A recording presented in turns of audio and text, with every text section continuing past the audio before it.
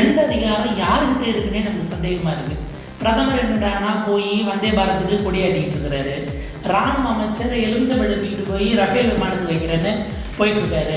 ஏன்னா இப்போ தேர்தல் ஆணையருக்கு குறித்து ராகுல் காந்தி இந்த ஓட் சோரி அப்படின்னு பேசுறதுக்கு தடையை கேட்டு பொதுநல வழக்கு போடப்பட்டிருக்கு. ஓட்டவர் யாருன்னு பார்த்தா அவர் ஒரு சங்கி.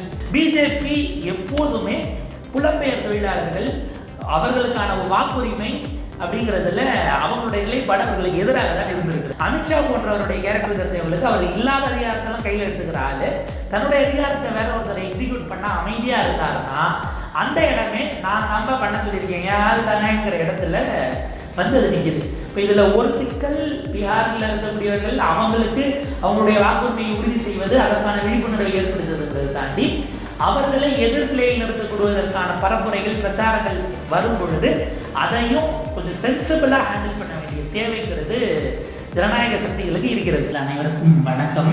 அதுவும் ரொம்ப குறிப்பாக ஒரு ஃபேக்ட் செக்கரை பக்கத்தில் வச்சுக்கிட்டு டேட்டா பேசுறதுக்கெல்லாம் ஒரு தனி தைரியமும் ஒரு தன்னம்பிக்கையும் வேணும். ஸோ இப்போ இதில் ஓவராலாக நமக்கு பார்க்க வேண்டியது எஸ்ஐஆர் சார்ந்த விஷயங்கள்ல இன்றைக்கி இந்தியாவில் எந்த அதிகாரம் யாருக்கிட்ட இருக்குன்னே நமக்கு சந்தேகமாக இருக்குது. பிரதமர் என்னடானா போய் வந்தே பாரத்துக்கு கொடியாட்டிட்டு இருக்கிறாரு. ராணுவ அமைச்சர் எலுமிச்சம்பழத்துக்கிட்டு போய் ரஃபேல் விமானத்துக்கு வைக்கிறேன்னு போயிட்டு இருக்காரு. டெல்லி போலீஸை நான் டிபோர்ட் பண்ணி நம்ம வெஸ்ட் பெங்காலில் இருக்க வந்தவெல்லாம் பங்களாதேஷி மொழி பேசுகிறான்னு பார்டரில் கொண்டு போய் விடுற வேலையை டெல்லி போலீஸ் ஏட்டையாக பார்த்துக்கிட்டு இருக்காரு. இந்த பக்கம் பார்த்தா தேர்தல் ஆணையம் நான் சிட்டிசன்ஷிப்பை வெரிஃபை பண்ண போகிறேன் அப்படின்னு அவங்க எங்கேருந்து ஆட்களை இறக்குனாங்கன்னே தெரியல. அந்த அதிகாரமே கிடையாது. அவங்க ஒரு பக்கம் இறங்கி வேலை பார்த்துக்கிட்டு இருக்காங்க. இப்படியான சூழலுக்குள்ள எல்லாத்தையும் குழப்பி போட்டுட்டு இந்த குழப்பின குட்டையில் மீன் பிடிக்கிறது அப்படிங்கிறத மீன் பிடிக்கிறதுக்காகவே குழப்புற வேலையை பிஜேபி பார்த்துக்கிட்டு இருக்கு அப்படிங்கிறது இந்த என்டையர் ப்ராசஸில் நமக்கு தெளிவில்லாமல் வச்சுக்கிட்டு இருக்கிறதுங்கிறதுலேருந்தே புரிஞ்சுக்க முடியும். இப்போ இதில் ஒரு விஷயம் என்னென்னா கேரளாவினுடைய பாஜக துணைத் தலைவர் கோபாலகிருஷ்ணன்கிறவர் வெளிப்படையாகவே பேசுகிறாரு. எங்கள் பிஜேபிக்கு தேவை அப்படின்னா நாங்கள் ஜெயிக்க வாய்ப்புடைய தொகுதிகளுக்கு எங்கேருந்து வேணாலும் ஆளை கூப்பிட்டு வந்து இங்கே சேர்த்து ஒரு வருஷம் வச்சிருந்து ஓட்டர் ஐடி வாங்கி கொடுத்து கட்டாயம் ஜெயிப்போம்னு வெளிப்படையாகவே பேசுகிறார். இதை எதுக்கு பதில் சொல்கிறாருன்னா இப்போ பாஜக முதல் முறையாக வரலாற்றில் முதல் முறையாக உலக தொலைக்காட்சி வரலாற்றில் கூட எடுத்துக்கலாம். அந்த மாதிரி படம் காட்டி திருச்சூர்ல இருந்து சுரேஷ் கோபி ஜெயிச்சிருக்கிறார். காங்கிரஸ் விமர்சனம் வைக்கிது. கடந்த 2 லோக்சபா எலெக்ஷன் நடுவில் ஏறத்தாழ 1,46,000 வாக்குகள் கூட்டி இருக்கிறாங்க. அதாவது 18 வயது நிரப்பி வந்தவங்க கிடையாது, வெவ்வேறு விதத்தில் இவங்க உள்ள சேர்த்துருக்கிறாங்க. ஏன்னா அங்கே ஜெயிச்சது அவருக்கான விக்டரி மார்ஜின் அதில் பாதி தான் 75,000 வாக்கு விக்டரி மார்ஜின். இந்த 1.5 லட்சம் ஓட்டு உள்ளே வந்ததை நாங்கள் சந்தேகிக்கிறோன்றதுக்கு இவர் பதில் சொல்கிறாரு. எங்களுக்கு தேவைன்னா நாங்கள் காஷ்மீரில் இருந்து கூட கேரளாவுக்கு ஆளை கூப்பிட்டு வருவோம், அவங்க இந்தியர்கள் தானே, எங்களுக்கான வாக்காளர்களை எங்களால் கொண்டு வர முடியும்னு வெளிப்படையாக பேசுகிறாரு. அப்போ இந்த இடத்துல காங்கிரஸ் எழுப்பக்கூடிய கேள்வி, திருச்சூர் மாதிரியான இடம் அப்படிங்கிறது கம்பேரிட்டிவ்லி அது அர்பனான அந்த அளவுக்கு இண்டஸ்ட்ரியலைஸ்டு இடம் கிடையாது. நீங்கள் ஒரு எர்ணாகுளமோ இல்லை திருவனந்தபுரமோ கோழிக்கோடோ எடுத்துக்கிட்டா அங்கே வேலைக்கு வேறு இடங்களிலிருந்து வரக்கூடியவர்கள் மைக்ரேஷன் ஜாஸ்தியாக இருக்கும். அதை கம்பேர் பண்ணும்போது திருச்சூர் கம்மி தான். ஆனால் இந்த பெரிய இடங்களுக்கு நகரங்களுக்கு வந்ததை விட இங்கே அதிகமாக வேலை தேடி எப்படி வந்திருக்க முடியும், இவ்வளவு நாள் அப்படி வந்ததே இல்லையே அப்படிங்கிற ஒரு கேள்வியை அவங்க எழுப்புறாங்க. இது ஒரு உதாரணமாக சந்தேகத்துக்கு எடுத்துக்கிட்டு உங்களுக்கு எஸ்ஐஆரில் அல்லது வாக்காளர் பட்டியலில் ஆட்களை கூட்டியதன் மூலமாக ஜெயித்தது அப்படின்னா குறைச்சி ஜெயிச்சது அப்படின்னு பார்த்தா அரவிந்த் கெஜ்ரிவால் தான் கிளாசிக் உதாரணம். ஒரு ஸ்டேட்டினுடைய முதலமைச்சர், அது ஸ்டேட்டில் யூனியன் டெரிட்டரி அதிகாரங்கள் குறைவுனாலும் அவருடைய தொகுதியிலிருந்தே வாக்காளர்களை டெலீட் பண்ணியிருக்கிறாங்க. அந்த டெலீட் ஆனது அப்படிங்கிறது அவருடைய தோல்விக்கு மிகப்பெரிய அளவுக்கு காரணமாக இருந்திருக்கு. ஏறத்தாழ 5 ஆண்டுகளில் 37,500 வாக்குகள் அவருடைய தொகுதியிலிருந்து டெலீட் பண்ணியிருக்கிறாங்க. அவர் 4,000 ஓட்டு வித்தியாசத்தில் தோக்குறாரு. நம்ம யோசிக்கிறோம், கேட்டால் இப்போ திடீர்னு மோடி ஆட்சியில் எல்லாம் அமிர்த காலமாயிருச்சு, ரிவர்ஸ் மைக்ரேஷன் நடக்குதுன்னு ஒரு விஷயத்தை கிளப்பி விட்டாங்க. என்னென்னா மைக்ரேஷன் வழக்கமாக கிராமப்புறங்கள்லேருந்து நகரப்புறங்களுக்கு வரும். இப்போ அந்த கிராமங்களே செழிச்சிருச்சு பிரதமருடைய ஆட்சியில், அதனால் இங்கேருந்து எல்லாம் ரிவர்ஸ் போகிறாங்க அப்படின்ற மாதிரிலாம் சில கதைகளை சொல்லிட்டு இருந்தாங்க. அது ஒருவேளை உண்மையாக இருந்தாலும் டெல்லி மாதிரியான இடத்துல இருந்து திரும்ப ரிவர்ஸ் மைக்ரேஷனாக இவ்வளோ தரத்தை நீக்க முடியாது அப்படிங்கிற ஒரு பாயிண்ட் இருக்குது. அப்போ எலக்டோரல் ஓட்டில் இவங்க அடிஷனையும் செய்கிறாங்க, டெலிஷனையும் செய்கிறாங்க, ரெண்டுத்தையும் மிக்ஸ் பண்ணி ஹைப்ரிடாகவும் செய்கிறாங்கங்கிறது வெளிப்படையாக இருக்குது. இதில் தேர்தல் ஆணையம் அப்படியே தேர்தல் ஆணையத்துக்கு ஒன்று அப்படின்னா பாஞ்சுக்கிட்டு வந்து அதை பாதுகாக்கிற இடத்துக்கு பாஜக வரக்கூடியதும், பாஜகவுக்கு ஒன்று அப்படின்னா தேர்தல் ஆணையம் வந்து அவங்களுடைய ஆயுதங்களை எடுத்து டிஃபெண்ட் பண்ண வர்றதும் நம்ம இதிலிருந்து யார் யார் கூட்டுக்கல்ல வணியாக இருக்கிறாங்கிறது, அதாவது இதுக்கப்புறம் மறைக்க வேண்டாங்கிற இடத்துக்கு அவங்க வந்துட்டாங்க அப்படின்னு தான் நம்ம பார்க்கணும். ஏன்னா இப்போ தேர்தல் ஆணையர் குறித்து ராகுல் காந்தி இந்த ஓட் சோரி அப்படின்னு பேசுறதுக்கு தடையை கேட்டு பொதுநல வழக்கு போடப்பட்டிருக்கு. போட்டவர் யாருன்னு பார்த்தா ஒரு சங்கி, அகில பாரதிய ஹிந்து மகாசபாவின் முன்னாள் துணைத் தலைவர் அப்படின்ட்டு ஒரு அகர்வால், சதீஷ்குமார் அகர்வால் நினைக்கிறேன். அவர் போய் உச்சநீதிமன்றத்தில் போட்டு தேர்தல் ஆணையத்தை திட்டுறதுங்கிறது தேர்தல் ஆணையத்தை உருவாக்கிய இந்தியன் கான்ஸ்டிடியூஷன் அதற்கு கலந்து கற்பிக்கக்கூடியதா இருக்கு. எனவே காங்கிரஸ் கட்சியினுடைய அங்கீகாரத்தை ரத்து பண்ணணும், டீரெகனைஸ் த பார்ட்டி. ராகுல் காந்தி, கார்கே, அவங்க கட்சியினுடைய தலைவர்கள் இவங்கெல்லாம் வெளியில பொது வெளியில துண்டு பிரசுரம் கொடுக்கக்கூடாது, டிஜிட்டல் மீடியாவில் பேசக்கூடாது, இது தொடர்பாக பேசுவதற்கே நீங்கள் தடை விதிக்கணும் அப்படின்னு ஒருத்தர் பாஞ்சுக்கிட்டு போய் அகில பாரதிய ஹிந்து மகாசபானா நம்ம அவர் சங்க பரிவாரில் இல்லைன்னு நம்ம சொல்லிட முடியாது. அப்படி சொன்னால் அவங்க கோச்சுப்பாங்க, என் அடையாளத்தை ஒரு சங்கிங்கிற என்னுடைய அடையாளத்தை நீ எப்படி இது பண்ணலான்னு பாஞ்சிக்கிட்டு வருவாங்க. அப்போ இவங்க பதறிக்கிட்டாங்க போகிறதுங்கிறத நம்ம பார்க்க வேண்டியிருக்கு. இதில் ஒரு ஃபேஸ் என்னன்னா, எஸ்ஐஆரை பொறுத்த வரைக்கும் அவங்க இதனுடைய இந்த நாடகத்தின் முதல் அங்கம் தான் எஸ்ஐஆர்னு அங்கே நடக்கிறது. ரெண்டாவது ஃபேஸ்ன்னு அவங்க டார்கெட் பண்ணுறது அவர்களை கொண்டு வந்து, அதாவது புலம்பெயர்ந்து வெவ்வேறு இடங்களுக்கு தொழில் ரீதியிலாக போனவர்களை அங்கே வாக்காளர்களாக மாற்றுவது, மாற்றி டெமோகிராஃபிக் சேஞ்ச் அப்படிங்கிறதுக்கு ஒரு டார்கெட் பண்ணியிருக்கிறாங்க அப்படிங்கிற விவாதம். ஏன்னா கடந்த மாதம் தான் தினத்தந்தியில் அதை போட்டிருந்தாங்க, 6.5 லட்சம் பீகாரிகள் இங்கே வாக்காளர்களாக சேர போகிறாங்க அப்படிங்கிற செய்தி போட்ட பிறகு அது பெரிய பேச பொருளாக மாறிச்சு.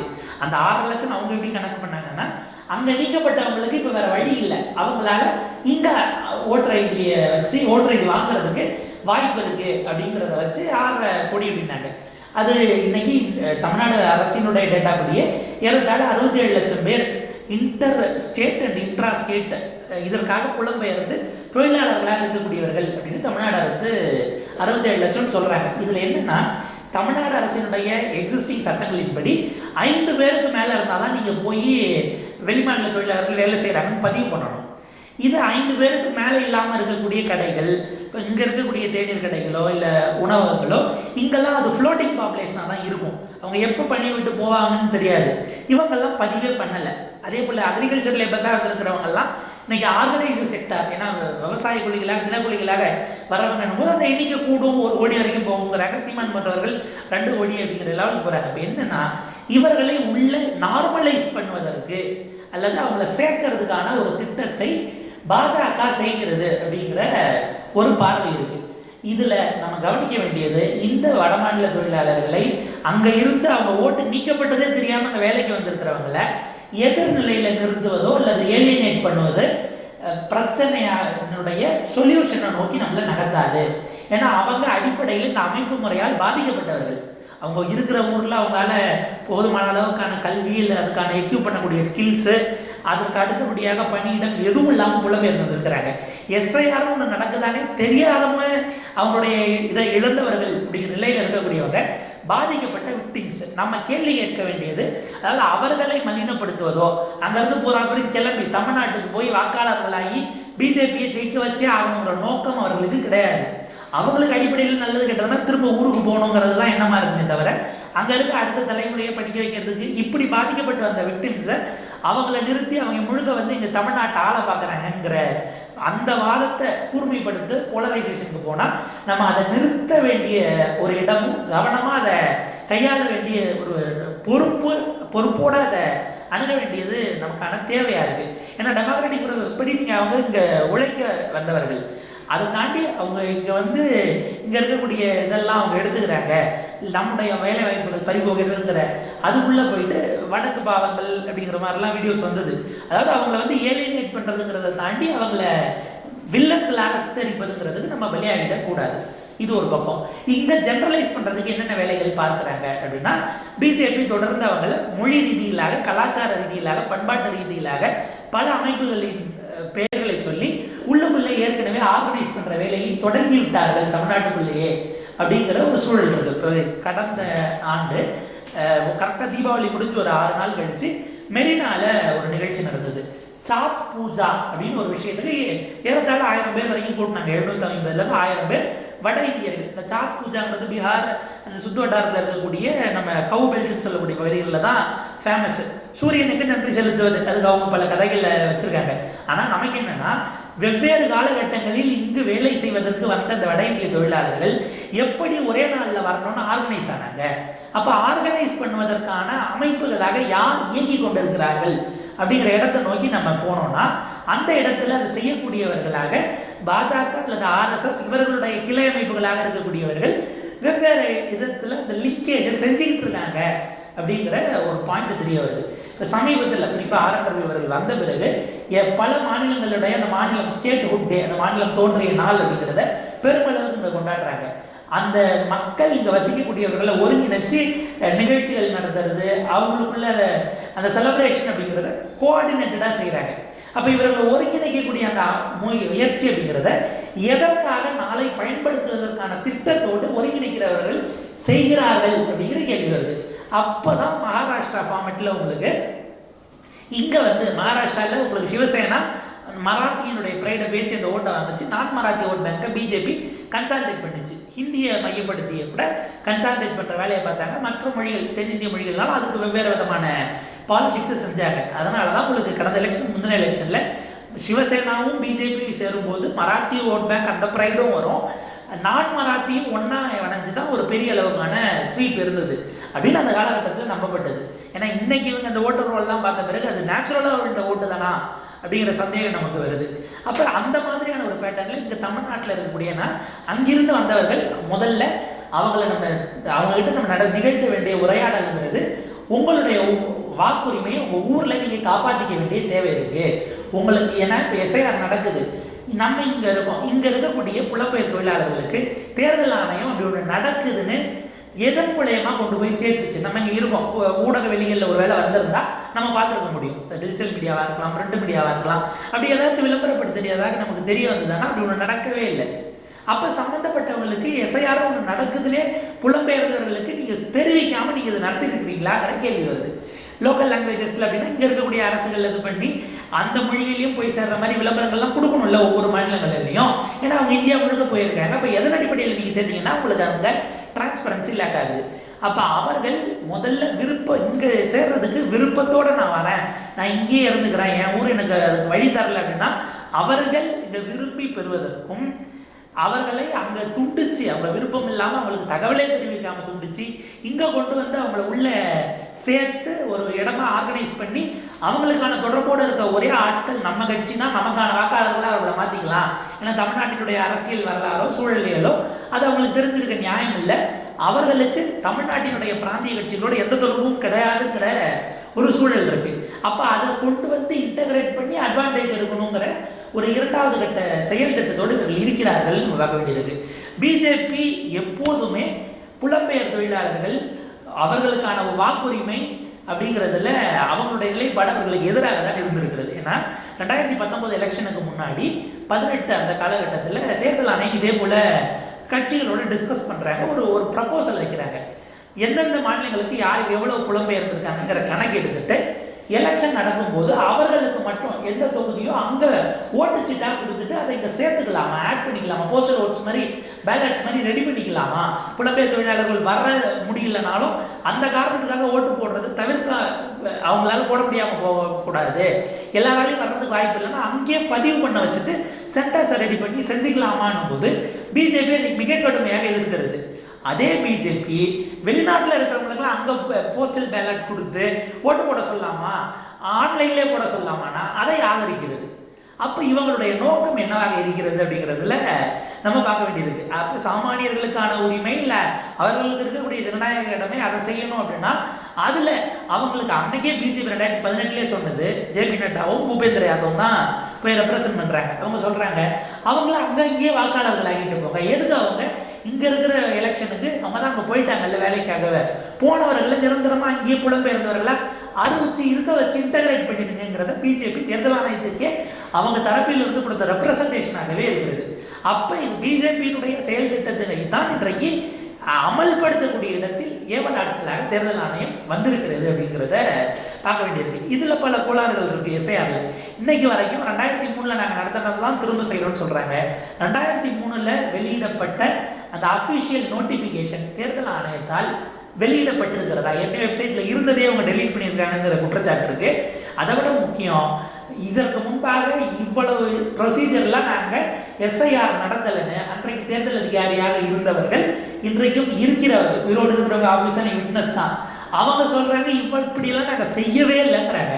2005 ஏன்னா இது 2003 அப்போ நடத்தப்பட்டதுக்கான காரணமே 3 மாநிலங்கள் அந்த சமயத்தில் பிரிஞ்சுது. அதுக்கு சில 2 அல்லது 3 ஆண்டுகளுக்கு முன்பாக உத்தரப்பிரதேசிலேருந்து உத்தராஞ்சல் பிரிச்சு இப்போ உத்தரகாண்டா இருக்குது, பீகார் ஜார்க்கண்டை பிரிக்கிறாங்க, மத்திய பிரதேசிலேருந்து சத்தீஸ்கரை பிரிக்கிறாங்க. பிரிச்சுட்ட பிறகு தான் அந்த ஸ்பெஷல் இன்டென்சிவ் ரிவிஷன் அப்படிங்கிறது கம்ப்ளீட்டாக இந்த புதிய ஸ்டேட்ஸுகளாக உருவாகி இருக்கிற இடத்துக்கு பண்ணணும் அப்படின்ட்டு தான் 2003 அந்த ஃபேஸே நடக்குது. பீகார்லேருந்து ஜார்க்கண்ட் வந்ததுனால சேர்த்து அது நடத்துகிறாங்க. அதுக்கு அடுத்து வடகிழக்கு அது அப்போ நடத்த முடியலன்னு ஒரு 7 சிஸ்டர்ஸ்க்கும் தனியாக ஒன்று நடத்துகிறாங்க. இது 2005 நடத்துனாங்க எஸ்ஐஆர். அதனுடைய அந்த டாக்குமெண்ட் அப்படிங்கிறது கிடச்சிருக்கு. அதில் பார்த்தா எந்த விதமான ப்ரொசீஜர்னால் வீட்டுக்கு போகிறாங்க, குடும்பத் தலைவரை கூப்பிட்டுட்டு இருக்கிறவங்களுடைய பெயர்கள்லாம் பதிவு பண்ணுறாங்க, ஓட்டர் ஐடி எண்ணு, இது போக புதுசாக சேர்க்கணும்னா புதுசாக சேர்க்கணும், இறந்தவங்க இருந்தால் இறந்தவங்க, அந்த ஏரியாவில் யாரோ ஒருத்தவங்க இருக்காங்க இவங்க இந்த ஊர்காரங்களாம் என்னன்னு சந்தேகமாக இருக்குன்னா அதை சிட்டிசன்ஷிப்பை வெரிஃபை பண்ண வேண்டியதுங்கிறது அரசு ஏஜென்சிக்கு அவங்க இன்ஃபார்ம் பண்ணிவிட்டு அவங்க எலிஜிபிளாக நீங்கள் சொன்னீங்கன்னா நாங்கள் சேர்த்து போங்கிறது தான் ப்ரொசீஜர்னு அன்றைக்கு 2003 இதை நடத்திய பீகாருடைய தலைமை தேர்தல் மாநில அதிகாரியாக இருந்த மாதவன் NS மாதவன் இன்னைக்கு பேட்டியை கொடுக்குறாரு. அவர் கேட்குறாரு, இப்போ நமக்கு என்ன கேள்வினா, இப்போ இந்த நீக்கின 65 லட்சம் பேர் போன எலெக்ஷனில் 2024 நாடாளுமன்ற தேர்தலில் ஓட்டு போட்டாங்களா இல்லையா, அவங்க இருந்த இடத்துல அந்த வாக்கு பதிவாகி இருக்கிறதா, அவங்க காணாமல் போனவங்க அன்ட்ரேசபிள் ஆனவங்க போட்டு தான் என்டிஏ பிஜேபி கூட்டணிக்கு 30 சீட்டுகள் அங்கே பீகாரில் இருந்து கிடைச்சதா, நிதிஷ்குமார் 18 வருஷமா சீஃப் மினிஸ்டராக இருக்காரு, காணாமல் போனவங்களாம் ஓட்டு போட்டு தான் அவர் சீஃப் மினிஸ்டராக இருக்காரா, இப்படியான பல கேள்விகள் வருது. இதில் என்னன்னா கொடுத்த வாக்குரிமையை நீக்குவதுங்கிறதே அதிகாரமே உங்களுக்கு கிடையாது, உங்களுக்கு அந்த ஜூரிஸ்டிக்ஷனே கிடையாது. இப்போ உதாரணத்துக்கு நம்ம ஏரியாவில் தெருவில் எரியல அப்படின்னு இங்கே இருக்கக்கூடிய இபி ஆஃபீஸில் இருக்கக்கூடிய ஒரு அதிகாரியை ஒரு என்ட்ரி லெவலில் இருக்கிறவரை டாஸ்மாக் மேனேஜர் நீக்க முடியுமானா முடியாது. ஏன்னா இபி ஆஃபீஸர் நீக்கிற அதிகாரம் அவங்களுக்கு கிடையாது, சிட்டிசன்ஷிப் உனக்கு அதிகாரமே கிடையாது, நீ எப்படிப்பா எடுத்து செய்வ. அமித்ஷா போன்றவருடைய கேரக்டர் தெரிஞ்சவங்களுக்கு அவர் இல்லாத அதிகாரத்தெல்லாம் கையில் எடுத்துக்கிற ஆள் தன்னுடைய அதிகாரத்தை வேற ஒருத்தரை எக்ஸிக்யூட் பண்ண அமைதியாக இருந்தாருன்னா அந்த இடமே நான் நம்ப பண்ண சொல்லியிருக்கேன் ஏன் ஆள் தானேங்கிற இடத்துல வந்து அது நிற்கிது. இப்போ இதில் ஒரு சிக்கல், பீகாரில் இருக்கக்கூடியவர்கள் அவங்களுக்கு அவங்களுடைய வாக்குரிமையை உறுதி செய்வது, அதற்கான விழிப்புணர்வை ஏற்படுத்துவதுங்கிறது தாண்டி அவர்களை எதிர்நிலையில் நிறுத்தப்படுவதற்கான பரப்புரைகள் பிரச்சாரங்கள் வரும் பொழுது அதையும் கொஞ்சம் சென்சிபிளாக ஹேண்டில் பண்ண வேண்டிய தேவைங்கிறது ஜனநாயக சக்திகளுக்கு இருக்கிறது. ஏன்னா நீங்கள் போகிற போக்கில் ஈஸியாக அவங்கள வந்து மலினப்படுத்துவதோ அல்லது இங்கே தமிழர்களுடைய இந்த மொத்தத்தையும் அவங்க கொண்டு போகிறாங்க அப்படிங்கிறது அது உழைக்கும் மக்களுக்கிடையே ஒற்றுமை வராமல் இருப்பதற்காக பல்வேறு காரணங்களுக்காக பல்வேறு நோக்கங்களுக்காக செய்யக்கூடிய ஒரு வேலையாக இருக்கிறது. அவங்களுக்கான அந்த டிக்னிஃபைடு லேபர் அப்படிங்கிறதுல தொடங்கி அவர்கள் உரிமைக்காகவும் சேர்த்து அவர்களை விழிப்புணர்வை ஏற்படுத்தி போராட நகர்த்துவதுங்கிறது தான் நம்முடைய கடமையாக இருக்க முடியும். இப்போ இன்னைக்கு எப்படி வங்காள மொழி பேசுகிறவர்களை பங்களாதேஷின்னு சொல்லி வெளியேற்கிறாங்களோ நாளைக்கு தேவைப்பட்டால் நான் அது ஒரு நீங்கள் எக்ஸ்ட்ராடினரியாக கூட வச்சுக்கலாம். தமிழ்நாட்டில் இருக்கக்கூடிய இஸ்லாமியர்களை நீங்கள் வந்து இலங்கை மொழி பேசுகிறீங்கன்னு சொல்லி அனுப்புனா என்ன பண்ண முடியும் நம்மளால்? அது ரொம்ப ஒரு எக்ஸாஜரேட்டடாக நம்ம யோசிச்சாலும் அப்படி ஒரு விஷயத்த சொல்லி ஏன்னா நீங்கள் என்ன போய் எங்கே கேட்க முடியும்? கொண்டு போய் அவன் பார்டரில் விட்டு இவங்க இப்போ பங்களாதேஷி மொழி பேசுகிறேன்னு சொல்லி அவன் கையில் காசை கொடுத்து போய்க்கேன்னு விடுறாங்க. அவன் நாடே கிடையாது. அவங்க சம்மந்தப்பட்டவங்க இது பண்ணி கேஸை போட்டால் அது லிஸ்ட் ஆகி வர்றதுக்குள்ளே அங்கே அவங்க என்னன்னாக்க சொந்தக்காரங்க போட்டால் எடுத்துப்பாங்களா, இவ்வளோ சிக்கல்கள் இருக்குது. அதனால இதை வந்து பல முனைகளில் நம்ம எதிர்கொள்ள வேண்டியிருக்கிறது. வெறுமனே நீதித்துறைங்கிறது அதுக்கான இடம் கிடையாது.